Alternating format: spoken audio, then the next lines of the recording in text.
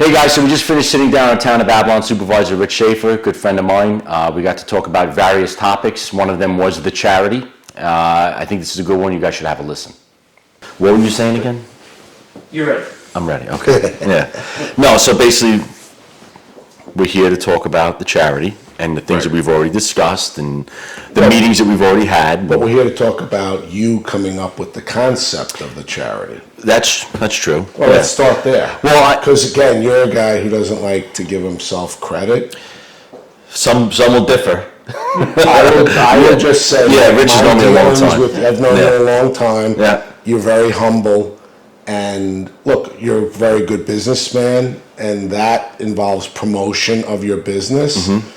But the stuff that you're like focused on right now, this passion, has become your passion. Yeah.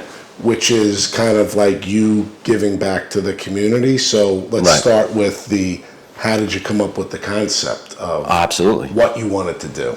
Well, like we've previously discussed, and all the guys know, but when the kids graduate in June, in not all schools, but most schools, and what triggered me, because it was very much that way 20 years ago when I graduated, it always says, look who made it. And then it's a list of the kids that are going to colleges and what colleges they got into. But what about the kids that aren't going to college, which was me. And who made it. And whom still made it. Yeah. So I think we got to somehow end that or add, if kids are going into a trade, maybe add them in to that list, like look who made, or you just don't put it on. Or who's going into the military, or who's going. Exactly. Wherever you're going. Yeah. There's a lot of people who we can point to who've made it. Yes. And in particular, everyone's realizing that we're at a dearth of responsible applicants, and you find it in your business. I find it in the town. Yeah. Just to find a tire guy, quote unquote, a tire guy, someone who knew how to change tires on a payloader or heavy equipment. It took us almost a year. That's crazy. To find a qualified person, to find a diesel mechanic. So I can find a million guys or gals who can cut grass. Right. But when I say to the young people coming as applicants, as seasonals, and I'm sure you say it as well, that if you come up with other improvements to your education plan or you become more training valuable. plan, you become more valuable. Right. And so I tell them, use the phrase, you want to stand out. Exactly. Everybody can cut grass. I say the same thing to my guys. Like we start them as helpers, and the quicker they learn, the quicker they advance. So it's not like it's not like a black and white thing where it's like you have to be here 2 years before you get a raise. Right. And that's not to take anything away from landscapers, but no. But because we have very technical landscapers, horticulturists who are involved in our operation. But it's getting back to wanting to stress that in high school and even in junior high, we need to start encouraging those students who we believe will have a successful career path in a trade or be able to obtain that. And especially these days between electrical, plumbing, any of the specialties. There's a million trades out there. You talk to people every day. I talk to people every day. There's so many avenues that we can discuss. I mean, I think it's important we discuss the most popular ones, I guess. In this, we'll get to it. Class that we're trying to design. Right. But back to the charity. Yes. Your whole objective when you came to us at the Town of Babylon and we said this is a no-brainer, it's a great idea. Right. Your whole idea, and I saw it firsthand when you went to speak at your alma mater. Yes. At West Babylon Senior High School. Yeah. And the kids were very intrigued and engaged because you were talking to them in language that they understood, which is, look at where I came from. Look at what I did. I started with myself in a van and maybe a kid helper. Right. And now look at how you've blown out your company and blown out several companies. Right. Based on the trades that you've learned over the years. And that got their faces and their ears perked up. I saw it in their faces. And so what you want to do is help figure out how to get the schools to buy into this. Yes. Again, because they want to continue to do the same thing over and over, which in my book is the definition of insanity. If you do the same thing and you expect a different result, that's insanity. Yeah, and if we keep going down that path, If we keep going as an down that economy, we're in trouble. Exactly, and we're in trouble because Yeah. I see it firsthand as town supervisor in getting qualified applicants to come in Yeah. and be able to pick up on these jobs where we're having people who've been doing them for 30 or 35 years retiring now. I have a couple of plumbers are retiring now Right. in the town, and we don't have Anyone to replace them. anyone to replace And those them. guys took a different type of pride, Yes. is what you find too. Like, they really valued their job, took pride in what they did, and didn't cut any corners. Like, that's the guys that I learned from, and it's very difficult nowadays to instill that, where, guys still want to cut corners or, but Right. then they want big money too. So it's, in most trades, in most situations, people want big money for less than what used to be. You know what I mean? So, But now what the charity is designed to do is to provide resources yes. that will help businesses hire these kids. So it has multiple levels. So basically, it starts off with, help from you to talk to the state or whatever we got to speak to, Yep. to help create a class in 9th and 10th grade I think would be ideal. Absolutely. And it's not a class to train anybody. It's not to get involved with what they need to know to perform the trade. It's more of just a class to discuss what the trade is, what's involved in the trade, maybe the pay, the living you could make, the hours you would work, just an overview. And it could be a class, 2 days a week, kind of like a health class. Right. For a half a year.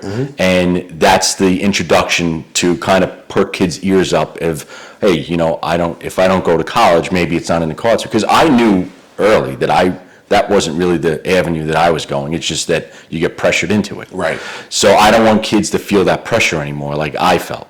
Right. And I want them to know that it's okay. And it's not just for the kids that are like flunking. Right. Because that's the other stigma that a lot of principals that I talk to, not that the principals are bad, but they kind of have the stigma of like, oh, the kids that are really doing bad should go into this. Because that's not the answer either. Because we That's need smart Definitely not the answer. individuals that have common sense. That's the biggest thing, entering into these trades. Right. So I want to create that class, which with your help, I think we could definitely do it. Absolutely. After that, I would love to hook up with, I've been going to speak to a lot of BOCES kids and stuff like that. I would love to have some sort of like crash week program in the summertime where Right. the kids learn about the trades during the year. Like a camp. Exactly. Go to the camp, pick the top 5 trades that you liked, go to the camp, get some hands-on and see if you really want to progress into learning that. And then come 11th, 12th grade year, you could go full-fledged into a program to learn that trade. For whichever trade. For whichever one you Yep. pick, you could do multiple. And then right out of high school, you got a job. Right.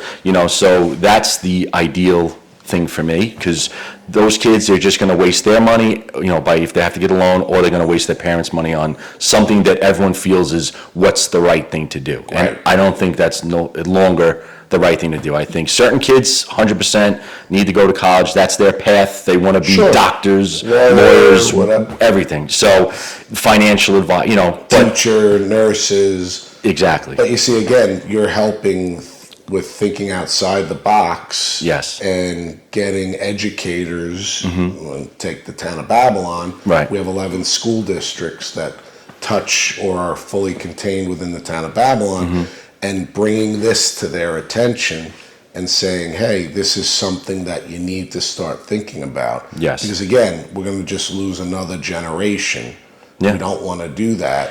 We want to start, like you said, in 9th or 10th. And you want to be able to hit all the kids. Right. So even West Babylon, like, they're great. We're just on a mentorship program with me, with the kids. The business teachers there, and Steve O'Leary have been very helpful. Right. But I talked to a bunch of kids. I didn't talk to all the kids. Right. So I think that this, not necessarily me speaking to them, but this class needs to be offered to every single student. Right. From the guidance counselor, just to start there. You could do like maybe a beginning of the year kind of announcement about it, something new. We talk to it, with the parents, maybe school board meetings. I think that's important, because then the parents will push the kids into it. Or back to school night when the parents come in to meet the teachers. That would be great, actually. Yeah. So, and this is, I think, an ever-evolving thing. Yep. But now, that's a couple of layers right there that is going to be difficult, but I think we're all up for the challenge. Absolutely. So that's awesome. And then After that, guys like myself who own companies, I want to network local business together and vet the companies, because the other problem with kids getting into trades is they go and they work for somebody who's really not the right guy to work for. Right. They work for a month or two or a year, they get completely turned off to the trade, and then they never come back. Right. And then they're living in their mom's basement till they're, 40. Right, because of the one experience that they've had, they think that that's the experience they're always going to have. Exactly. So now we network local business between the people you know, people I know, people who watch us on social media, get them involved, vet them once again, because that's, I think, very important. And then it'll almost be like a labor pool that we'll have coming out of high school.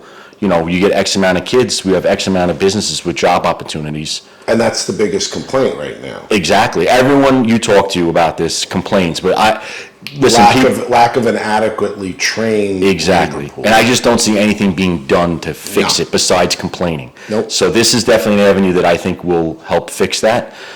We pool these companies together, raise some money. I like to do some fundraising, and then what we want to do is give the kids some money towards the start of their trade. to get them going. So instead of going to college and spending money, you Right. go into a trade, get some money to help buy your tools, buy your clothes, buy your boots, whatever you need. Safety material. And each trade, I guess you could say, can come up with a list that we'll have meetings on Right. of what they will need. Yeah, what are the basic intro things? that they Exactly. And this way, now you have a business owner who isn't laying it out anymore for the newcomer. Right. And they're getting it, so it's going to help the business owner as well in a way, and it's a win-win. So Right. I just think that it's one of those things where, like, in business, in the last 20 years I've been doing this, it's why isn't someone already doing this? Right. Like, I'm not a genius to figure this out. It's just And kind what of common was sense. the answer that you came up with as to the why? Why they're not? Why Yeah. isn't someone doing this right? I have no idea. Right. To be honest with you. Well, I think you Yeah. answered it earlier by saying that it's just always been the way. Yes. Well, yes. The way has always been like, either you go into college. It's like herding cattle. Correct. Is how and my wife, my wife's a teacher, so. Right. Rich married, you know that already, right? Yes. Rich married Yeah. Lisa and I, so it was, you're basically family to us, everyone should know Yeah, that. we're thanking her for taking you off our hands. Yeah, there you go. So that's good. I mean, like I said, the amount of layers that But there you're are, asking for a culture change or a mindset change. it's an overdue change. No, it's an overdue. Way change. overdue. But we're seeing the fact that we didn't make the changes. We're seeing the impact now because we've lost that generation. Absolutely, and even if we started this next year, we're still 5, 10, 15 years Of away from seeing- getting correct. to normality again. Yep. Because and when I go talk to the kids, when I got into the trade, I would go try to learn from the higher ups, the higher techs, and the techs didn't want to teach me because they didn't want to lose their job. So 20 years ago, it was good in a way. And then you ask enough questions, you get to the right tech that'll teach you. Right. But now everyone's so eager to teach somebody to kind of like, hey, I need help. Right. We just need the kids there willing to learn and hear it. Yeah, they want some mentees that they're going to be able to Yeah. kind of shape into who would be a good employee for them. Exactly. In the future. So now, what would be the steps, I guess, into changing a curriculum? I mean, this is a very early stage. Yeah, so I would say because this is considered not necessarily a requirement course, even though we would want to make it required, I It'll be believe- accredited though, right? Yeah, be Okay. accredited, and I believe each district sets their own curriculum. They have to follow certain guidelines from the New York State Department of Education. Okay. So there probably will need to be some involvement from the New York State Department of Education. And I can tell you that the local officials who would help us with that would be our state senators and our state assembly people. I've already spoken to Monica Martinez, who's one of our new state senators, Alexis White, Assemblywoman Kimberly Jean-Pierre, and Assemblyman Mike Durso. So just to give you a flavor of who they are, Monica was a teacher and an administrator in the Brentwood School District. Okay. Spent many years there. So she was very on point with hearing about what you were looking to do and very excited about it. Awesome. She takes office in January. Kim, who's in the state assembly, also was very youngish. She's about 35, has young kids just entering into the school Right. system. And she was excited also because she has seen a lot of people kind of get forgotten about. Right. Because either they went to college, which wasn't for them, and now they're saddled with loans. So Right. you got this ticking time bomb that they're going to have to deal with. And she's seen a lot of kids, particularly from minority communities, black and brown communities, that were kind of just passed over and Right. not given the same opportunities. So she's very excited about it. Mike Durso Right. is a guy who started on the back of a garbage truck Okay. That's and great worked for stuff. the town of Oyster Bay. And so he's a blue collar guy. Right. And he says, what's wrong with me promoting getting them into various trades? Right. And so we have a good team that represents us in Albany. We're going to need that. Yeah, And- absolutely. And we'll need that for the state education piece. Right. The good news is you're a good talker, and when I sit you before the superintendents in Babylon, That'd be great. and I know that the superintendents who take in, like Yendi Farrelly, who's in fact, she's the head of the Superintendents Association in Suffolk County, but she's also the West Babylon superintendent, and I know that she would be a good person to kind of get the others. Jim Cummings, who's the superintendent in Deer Park, Right. Terrific, and he's really in tune with our philosophy Right. of that every kid doesn't have to go to college or Yeah. shouldn't Yeah. even be considered for college, that we've got to focus on this. And so, again, you're talking about communities like Deer Park, West Babylon. Gina Talbert, Dr. Talbert, who's the superintendent in Wyandanch, has already bought in. Right. From a plumbing perspective, which, Right. is my other life. I work with the large plumbing and heating contractors. All the boys. on the island. Yep. And we're already doing work with the Wyandanch School District and getting kids in 10th and 11th To get into grade the plumbing unit. to get into plumbing and heating. That's great. Especially with all of this, there's an agenda laid out for by 2050, the state wants to accomplish certain goals Right. of reducing gas house emissions. Part of that involves heat pumps and changing the way that we do heating systems in buildings. Yeah. And so already there are programs being created to focus on that. Okay. And again, you want to get these young kids, you and I learning computers is kind of like, Yeah. Colton will do a better job Absolutely. teaching you. Ainsley might even be. Ainsley She's even three. might- and she's three. Yeah, exactly. Right. Yeah.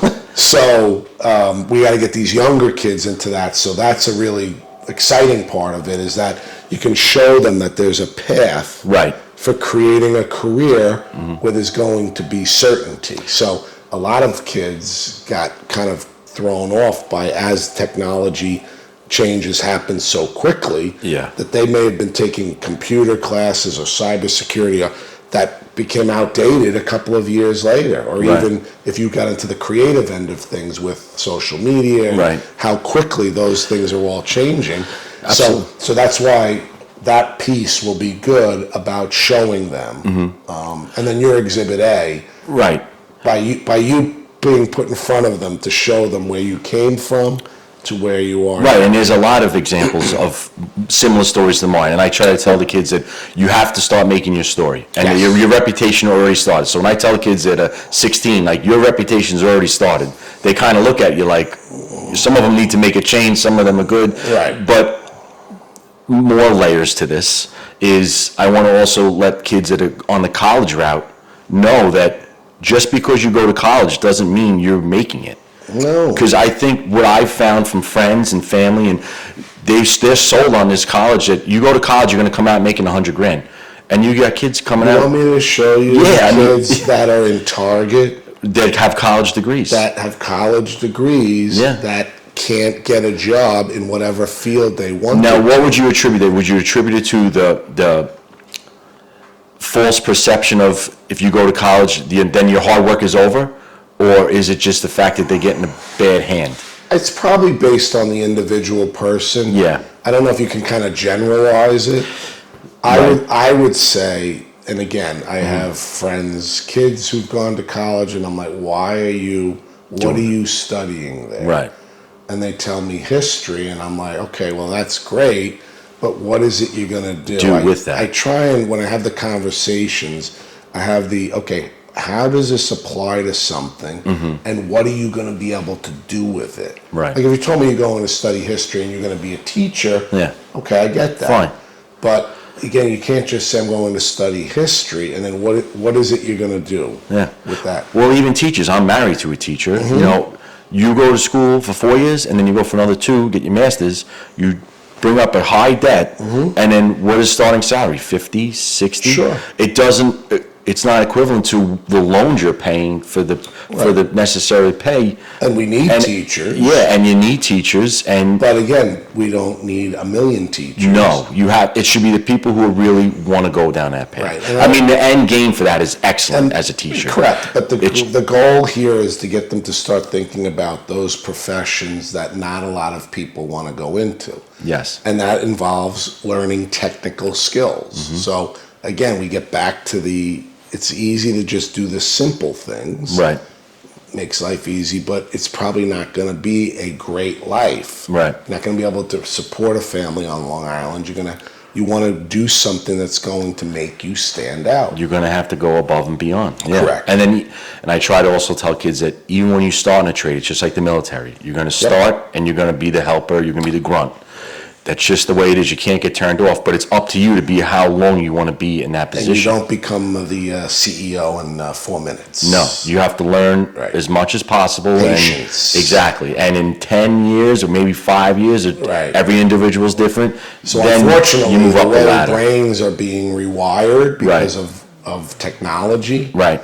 And Instant gratification. instant gratification. So all these brains, these young brains, are being rewired where I don't understand it because I grew up without all of this technology. And Yeah. so, yeah, I'm old, but Yeah, but the cell phone, for me, I was just popular as I was graduating. correct. So, So that's why you have to kind of really hammer into them. yeah, That, again, you're figuring out a path. And I always tell them, look, come up with your 1, 3, and 5-year plan. They're always changing. absolutely.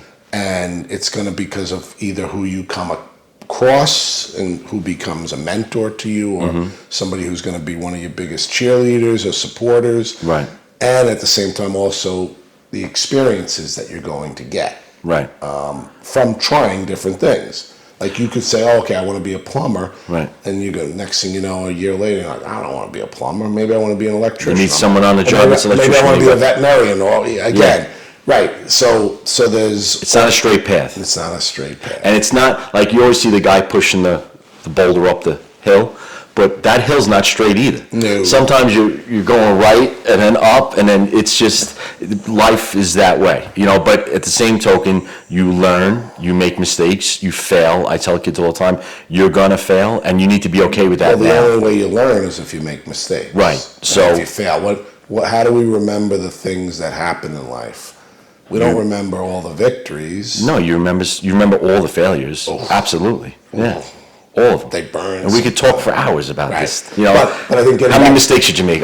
Right. Yeah. How many did I make today already? Exactly, yeah. It's only 11:30. So again, I think you've hit upon something really important, and the way you've gone about it is really good because you've kind of gently introduced it by going to your alma mater. Right.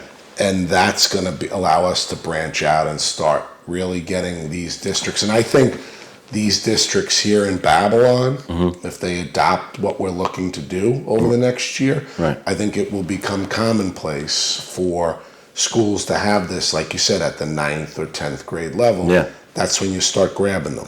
And it's not going to cost, that's because I look at it as a business. Right. Because people go, oh, you need to bring shop class, but you need to do this. Do you know what that's going to cost? Yeah. That'll cost, and they're moving around in pieces, and no one's, listen, you can go and build the stick house, and I'm not taking anything away from that. It's something to learn, but you're not learning anything unless you're in the trade. Correct. So this class, as a business perspective for me, is only going to cost the cost of paying a teacher's salary, obviously. You were saying that as far as curriculum goes, we may be able to lean on some college students Yeah. to help write this? Sure. So we can navigate that? Yeah, because this is a perfect project for students who are going into teaching. Right. as like an independent study or a Because we can't write it, like, dissertation. yeah, you know. It but was we- perfect for that. We can you go know. to St. Joseph's or Stony Brook or Farmingdale. Right. So I always like to clear everybody's, because, you know, a lot of people have different ideas on social media and whatnot, but like I said, and those are all not that they're bad There's ideas. It's never just, any opinions on social oh, media. no. I mean, listen, there's no one mean about it. Right. But I just want everyone to understand, you have to look at it from what a good idea is and what cost-wise. Correct. Because as a business person, that's the reality. Yep. You have to look at cost, so the cost of a And the teacher. districts are gonna wanna know that because they And I have want to a be lot able of other to present competing- that to them. Yep. So no one gives it an early death. You know, Correct. it should be something that, hey, you know what, this isn't a bad idea, it's not gonna cost us a lot of money, and kind of move on from that. Right. And it's something There's great. something else in high schools though. A lot of the courses are still being taught as if it was 15 years ago. Oh, They haven't been Herding upgraded. cattle, you're herding cattle. They haven't been Yeah. upgraded to reflect today's world. You know, there's a lot of business courses they partition. You know, you have accounting class, great. Well, the accounting doesn't actually teach you. It teaches you how to be a CPA. It doesn't teach you the accounting you need for your business. right. Where you need to leverage this. I mean, we've spoken a million times about what you had to leverage to get where you are now. Yeah, Versus they're just giving you the finished product. Frank, how about they don't teach any of the basics in financial literacy? 100%. So Balancing a checkbook, I'm account, yeah. creating a financial literacy program at the town yeah, for new employees to just teach them about credit card, bank account, not overspending. not overspending, Creating a budget. budgeting, like all of the basics. I'm bringing in a guy who does that. But that's the question, like, things that were normal, natural things that were like gimmies 20 years ago aren't that way anymore. And Right. what happened? What happened that is not the case? I don't know if we can figure that out, But we could fix it. yes. Yes, so I'm always of the I'm not interested in like finding out why. No. I'm interested in, okay, how can we make our little corner of Find the the world solution. better? Yes. Right. Yeah. No, same thing. And not have financial illiterates walking around who are gonna rack up all sorts of debt. And again, I get this all the time at the town of people who come forward and say, oh my God, I don't know how to budget, I don't know. All right, here's the 30-day budget book. Write Right. down everything you spend. What? Yeah. Write down everything you spend. And at the end of it, they go, holy moly, That adds up. I spent this much on food, and when I could have gone to the supermarket, I spent this much on paying interest, just paying minimum payments on a credit card. And I'm saying you're paying like triple for that thing that you had to have. Right.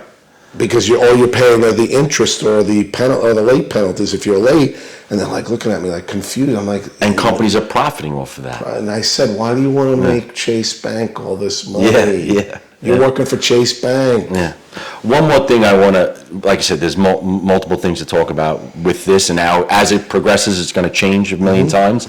But I also want to make the kids who entered the program accountable too. Correct. And I think that will help local business, because one of the things to make them accountable is you're going to have to work X amount of hours a week.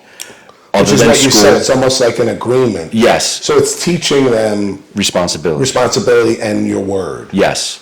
You go this, for you to enter this program, you're gonna have timesheets. Yep. Work orders, we'll talk Gotta to your show up on employer. time. Because we're not just gonna hand you free money for no reason. Correct. So that is very important. Which is what's necessary Yeah. these days too, is teaching them responsibility. I teach Colton now. Right. You know, you get rewarded for the good things that you do. You do extra, you get a reward. And it's You know. good because he's going to pick out your assisted living facility. So That's very important. You want him to be successful. So, those Bristols are pretty expensive. You got it. But they're great, so. You got it. The Bermans are very nice people too. so. Yes. Yeah. Well, I'm saying, I think Rich talking about this makes it way more real. Because I think people, some people think differently. So people probably think that, we're doing this selfishly to be popular. Right. But promote your business. but when I go and I take time out of my day to talk to these kids. No. And when I tell them that this is my story, you could see the relief on some of these kids' faces. Absolutely. I That- saw it. Exactly. That, you know what? I don't necessarily have to go this route. I can go that route and still be okay. Right. And I think that's, very important. And that's the most important piece of this. Yes. Is to giving them that comfort that, am I odd because I'm thinking of doing this? Is Right. there something wrong with me? No, there's nothing wrong with you. Again, Right.